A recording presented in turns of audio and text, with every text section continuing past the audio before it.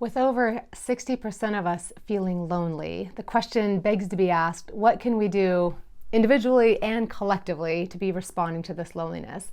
And far be it from this series to answer that completely, I do think it's interesting to inquire what each one of us individually might be, why we might be experiencing some of that loneliness. It's not as easy as just saying, go make more friends, or you just need to go deeper with a few people. We know what creates a meaningful experience, and we all have different things we do to kind of get in our own way, if you will. Our defense mechanisms, they're there to protect us. We each kind of live out of certain things that motivate each of us, and certain behaviors that we tend to go to as our default behaviors, and fears that run really deep in some of us that are different from the fears that run really deep in somebody else. And so one of the interesting things to me around loneliness is looking at how we each might approach it differently. So I'm going to do a series on Enneagram and loneliness. Enneagram is kind of this ancient assessment, if you will, that basically groups us into 9 groups of personalities based on what motivates each one of us. So we kind of group together as a type, and keeping in mind that we are all way more varied and nuanced than any one type or number can contain, of course. One expert describes it as a color wheel, kind of similar to like how there's only so many colors and yet the shades are infinite. I love that. I think that's a good metaphor for this, and that we can be blue. We can have several of us who are blue, and turquoise versus baby blue versus bold blue and versus navy blue obviously all express themselves very different. And so even within a type, there's a lot of variance. And so what I hesitate to do this series is I don't want to stereotype, and yet there's kind of no other way to do this. And I will be simplifying because we only have so much time, and I'm just try to do like, what is one thing about each number that might be an inquiry for us? And so I'm certainly not trying to be comprehensive. This is not a series on where to learn all things Enneagram. There's amazing Enneagram teachers and books and resources and workshops and all kinds of things out there for that. I've been studying the Enneagram for 10 years and have attended several workshops and trainings and read a lot of books. But my expertise is in relationships, and I'm just simply using the Enneagram as one lens in. So as you're watching this series, it might behoove you to go and study Enneagram a tiny bit to know your number. If that doesn't interest you, I think the video will still be helpful to you in that it'll do 2 things. One, you'll be able to kind of potentially see what you resonate with. I'll be going around the 9 different types, and you might say there's a couple that you're like, yeah, that sounds like me, or that's similar, and it'll help ignite some different ideas for you, which would be great. And it doesn't matter what number you are, really, in the big scheme of things. In that context, does it? It just matters that you see a few things that you think might be an invitation to you. The second reason that I think this is helpful to everybody, whether you know your type or not, is it just is one more way of reminding our brains that what motivates me is not what motivates somebody else. And we know that to be true, and yet we forget, don't we? Like, we think, well, I would do it that way, so why aren't they doing it that way? And we kind of deep inside judge each other for not being motivated in the same way, or being fearful in different ways. And so I think just being reminded of how different we all are is so powerful. So what I want to do with this whole series is I'm going to look at what could be why we're each lonely, or what might be getting in the way of our relationships. So quick refresher on the friend-intimacy triangle. So we know that all healthy relationships have positivity, consistency, and vulnerability. And when we feel lonely, it means we're lacking one of those 3 things in a relationship, in essence. So the definition of not lonely, the definition of feeling connected, is feeling seen in safe and satisfying ways with others. So having some people in our lives who see us, it feels good and it feels safe. We can rely on them, it feels meaningful, and we feel accepted.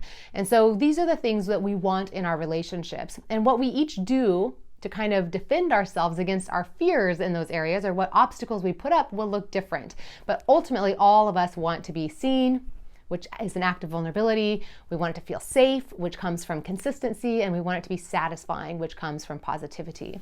So we're gonna do the next couple of videos after this one. I'm gonna take each one of those and I'm gonna look deeper at all the different types and which act of how might we get in our way when it comes to vulnerability, and then go and look at how might we each get in our way when it comes to positivity, and how might we each challenge ourselves in the area of consistency. And then I'm going to end the series with a video on the positives, which friend we might want to call for different things based upon our Enneagram type. So it'll all be fun. But in this first one, I just kind of want to start doing a little dive in and look at where we might start looking for each of us with our Enneagram type as to where our loneliness might be coming from. And again, I feel like I have to keep giving all these caveats, but I'm not sure. This obviously isn't going to work for every single person, and that's okay. Leave your comments and share what does work for you, and share your own added inquiry, your own added observations and insights. I love it. But what I want to look at is, I was kind of thinking the other day, like some temperaments have a harder time with positivity, I think. Some temperaments might have a harder time with vulnerability. Some temperaments might have a harder time with consistency. And of course, all the future videos, I'm going to show that we all have an area to grow in all three of them. So just because I name one doesn't mean the other two aren't areas of growth for us. But this is kind of me as an invitation for each of us to look at how we might be, which area might be of greatest use for us to focus on. So our type 1s are our reformers and our perfectionists. And I feel like sometimes they put so much focus on perfection that the area that they might struggle with in relationships is positivity. They can sometimes feel critical and judgmental to their friends. And so finding faults is a good gift in many situations, but it's not necessarily something that leaves our friends feeling accepted, loved, validated. So if you're a 1, does that resonate? Does positivity, is expressing positivity challenging for you? When you look at the 3 things, does that an area that you think would improve your relationships if you were to try to find more ways of expressing appreciation and bringing joy and laughter and trying to find ways to really affirm other people more sincerely? Our type 2s are our givers and our helpers, our servers, and these are people who have such big hearts. And so, like I was saying, like 1s might struggle with positivity. 2s tend to be very positive and trying to bring all of that to everybody. But for them, the act of vulnerability might be what's kind of getting in the way of their relationships. Vulnerability about expressing their own needs. 2s often are notorious for taking care of everybody else's needs, but they sometimes are so focused on being the giver that their identity, they struggle with being the one who needs. And so being vulnerable says, I need things too. And getting those needs met, asking for those things, are huge high levels of vulnerability. And you have to do it if you actually want to be seen in a relationship and served and loved and cared for and have it be mutual and reciprocated. It often has less to do with people needing to give to you and more to do with you needing to receive and express your neediness, which is a huge act of vulnerability. So that's an example of an area where 2s might often find their relationships being challenged. For 3s, I'm going to go with vulnerability again. 3s are often so focused on success and on image that without even meaning to, they can often kind of just show up and shape to how the situation calls for it or what the people need them to be in that moment. They can be worried about their image and their achievements so much that often their own feelings or who they actually are, or stopping and looking at the authenticity in them, might be a harder thing to do. And so 3s, I think, would benefit from really doing a lot of work on vulnerability and being knowing they're loved even in failure, knowing that their worth does not come from success and that they're lovable even beyond always trying to be the perfect one for everybody and have this Instagram image, so to speak. So vulnerability, really important. So far I would go positivity for 1s, vulnerability for 2s, vulnerability for 3s. Number 4s, I'm going to talk about vulnerability for them on that upcoming episode, but they do that one pretty well. They know vulnerability. They are like the deep divers of the human psyche, I call them. They're so good at all that and sitting in the space for vulnerability. But I'm going to say that 4 is the area that would be of probably the biggest challenge in the 3 requirements is consistency. 4s can often withdraw, And they can often push away. They often want to be pursued. They often are not the initiators, and they often want to go based on their feelings. And if they don't feel up to something, they might not want to show up to something, or they might be worried about it taking too much energy. And so consistency can sometimes be a challenge for our fours. Having the energy to initiate, to show up, to plan things, to kind of be present, to be consistent in their behavior and not having big mood swings and all that kind of stuff. Consistency might be the area of biggest challenge for our fours. Our fives, I am going to go with consistency again. So whereas our fours, the lack of consistency might come from their feelings. They're often riding these highs and these lows and withdrawing and pushing away. Our fives in consistency, these are much more of our observers, our investigators, and their withdrawing often is in their head. It's often very researchy and solving the problem and being competent and needing to know everything and not wanting to risk being embarrassed by not knowing something, and wanting to be reliant on themselves and not needing things from other people. But the fives, can often withdraw and just kind of be focused on their own inner world and kind of like, I'm taking care of myself and I hope everyone else takes care of themselves. And I don't have a lot of emotions that I'm like dealing with. I'm like in my head a lot and I don't want everybody else's emotions. And so often the consistency, whereas the fours are pulling away with emotional, the fives might be pulling away more intellectually, but kind of just being more observers and just kind of sitting on the periphery, watching more than participating. And certainly not probably the initiators again, certainly not the people who are out there trying to gather people up and pull them all in. So yeah, consistency again might be the area where for a five, your invitation is to kind of look and see how might increasing your consistency in a way that feels authentic to you help you feel less lonely. Sixes, I am going to go with positivity again. Of course, remember on all of these, I'm doing an upcoming episode on each of the 3 requirements, and we all have stuff to grow on all of them. And I'm just kind of picking one to start the dive in here. So this certainly isn't true of all sixes or all fives or fours or threes or twos or ones or any of the numbers. But sixes, I'm going to go with positivity just because they're so hard on themselves internally. They have this ongoing battle in their head, a lot of anxiety. A lot of sixes have a lot of anxiety and kind of just a constant voice that's playing out what if scenarios and the things that could go wrong and doing a lot to kind of worry about what's coming up and kind of beat themselves up over what happened and what they could have done differently. And so I don't think for most of us would even know. Like honestly, when we're around most sixes, I don't even know how much anxiety they're feeling. Like it's not like they're verbalizing it. So their positivity isn't so much that it's coming out, like their lack of positivity is not coming out on all of us per se. But I just think for their own peace, I just would love to see a place where they can inquire how they might feel more positive and feel more safe and feel more joy in some of their relationships and trusting themselves a little bit more. To know that they can handle whatever's coming. So yeah, I just kind of went with positivity because of the antidote to all of the worry that they often hold in their bodies and live out. So sevens are our enthusiasts. There are ones who are out there wanting to have so much fun and are so adventurous. And I am going with consistency as the area that would maybe be the biggest area of growth for our sevens. So unlike our fours and fives, I also chose consistency because they're withdrawing. Our sevens are not lack of consistency because they're withdrawing. Our sevens are like, let's go get life. But their lack of consistency might be that they're often choosing what's just most fun and what they feel like doing and aren't necessarily choosing to be consistent to certain people and certain relationships or be super consistent when it comes to being reliable. Can I count on you to actually come to this event if you say yes, or are we at risk of you choosing something else that sounds more fun? And so consistency and follow through and commitment, those are words that sevens do not love in general.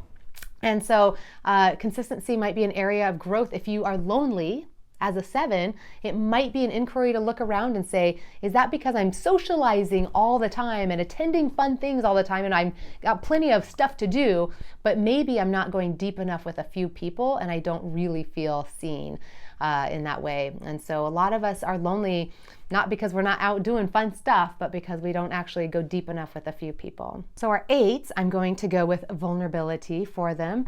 In general, most 8s believe that vulnerability equals weakness. And because they so value confidence and power and control and challenging things and kind of showing up, the idea of not being strong is very scary. The idea of kind of showing your weaker side feels like it could put you in danger or, just kind of help make you lose control or not be able to win the fight. And so for a lot of 8s, vulnerability is kind of the thing to be avoided. And so being able to actually admit that you don't know, that it's okay that we are more tender, that this isn't a waste of time, that just because the emotions aren't big and intense, that they're still important. So being able to kind of sit with feelings is not a place that a lot of 8s willingly go until they be, all of us, I should say, on all of our numbers, as we become more self-aware and more healthy and more focused on the stuff that kind of helps pull us out of our type.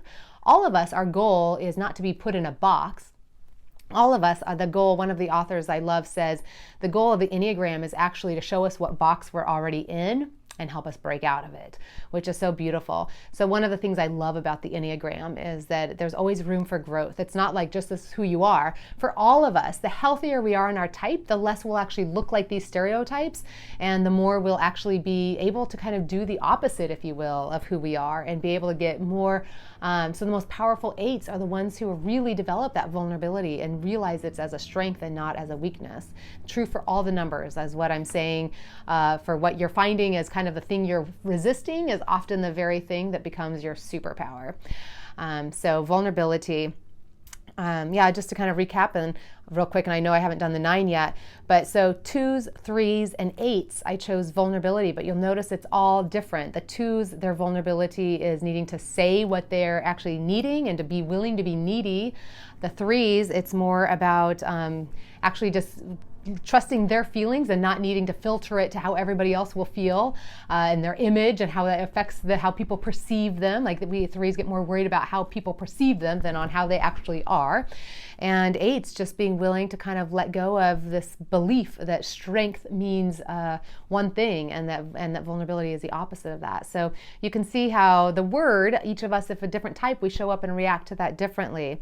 Whereas consistency, I talked about the 4, 5s, and 7s already quite a bit, that each of them need more consistency potentially, but why they don't get it and how they can get it will look different. And the last one is positivity, and I'm going with that for the 9 as well, which is a little surprising, and I'll explain it here in a minute. Whereas the 1s sometimes can be so inner critic on themselves and can be fault-finding and sometimes be perceived as judgmental. That hurts the positivity. 6s often can be so worried with worry and anxiety and safety that can hurt their positivity. And 9s, interestingly enough, they are come across as very agreeable and very friendly and very gracious and adaptable. And I'm going with positivity for them though, because they do positivity well and consistency well. And I mean, there's areas of growth for all of us, and you'll see in the upcoming videos where I think 9s can focus on those areas. But I'm choosing positivity for the 9s on this one because 9s often are choosing a false positivity. I'll call it that. They are known to be the peacemakers, but they often have a pseudo peace. Like they just want everything to feel as though we're all peaceful, but deep inside they could actually be quite seething and quite resentful and quite frustrated at other people for the choices they're making or for the actions they're doing. But 9s don't want to bring up the confrontation. They're kind of conflict avoidant most of the time. And so they often just think they're being positive, but it's not a real positive because they're actually potentially passively aggressive. And if they're not talking about the negative, like they're so trying to be positive, that's probably what I should say. They're trying so hard to be positive that actually they're allowing negative feelings to reside without those being dealt with. So I would say that one way, and I'll talk more about this on the positivity video, I'll go deeper on the 9s with the positivity, that one of the things they can do is actually help bring up some of the negative emotions actually. So that will be an interesting one to dive into a little bit more there. But hopefully that helped you. I probably have pissed off a whole bunch of people, and I certainly hate the idea of a bunch of you being like, she doesn't get me at all. And don't worry, I don't need to get you. This is only intended to be an inquiry, kind of a doorway, if you will, into further inquiry as to what, for you, when you look at positivity, consistency, and vulnerability, might be the one that would benefit you the most to work on. That if you were to pay attention to positivity or consistency or vulnerability, would make the biggest difference in your relationships. Which one do you resist? Which one is hardest for you? Which one do you find challenging? And then even when we find that one that's challenging, why I find it challenging will be different than why you find it challenging. What motivates me or what scares you will look different, right? So if anything, my hope for you this series is that all of us would just use this opportunity to do a little self-reflection, and that we would look at where my loneliness might be coming from, what's contributing to your loneliness. We know it's not from our lack of people skills. It's not because we're not likable. It's not because we're not lovable. It's not because we don't know enough people. It's not because there's not people out there who could love us. It's often that we can look and inquire a little bit at what we might be able to do and show up differently to help invite and to create the space and to be more conducive for the love that we actually want. And by no means am I saying that this is an individual problem. We live in a culture that needs to change and be more oriented toward relationships, and I want to do everything I can to help change the bigger picture too. So this isn't something that any one of us can change individually, and every single one of us can show up and do the personal growth that answers the question, how can I show up to see others better and to be seen myself, to feel safe and to contribute to safety, and to be satisfied and make sure other people are satisfied in these relationships with me. I want for you to be seen in a safe and satisfying way.